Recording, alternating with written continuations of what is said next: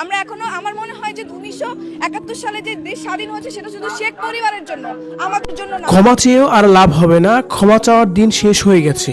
এখন শুধু একটাই সিদ্ধান্ত, সরকারের পতন হতে হবে এবং সরকারকে পদত্যাগ করতে হবে। এভাবে যেন আমি তো নিরাপদ না, আমি আমি আমি নিজেও নিরাপদ কিনা আমি জানি না, আজকে পর আমার কি হবে সেটাও আমি জানি না। আরোহী মিম আজকে শিক্ষার্থীদের সাথে আন্দোলনে নেমেছেন, আর আন্দোলনে নেমেই যেন হুঙ্কার দিয়ে কথা বলেছেন। তার সরাসরি একটাই কথা, সরকারের পতন চাই। এর বিপরীত কোনো পরিকল্পনা এখন আর হবে না, তার কারণ সেই সময় শেষ হয়ে গেছে। এই সরকারের কাছে বিচার দিলে নতুন করে কোনো বিচার হবে না। পুলিশ হচ্ছে সরকারের চামচা।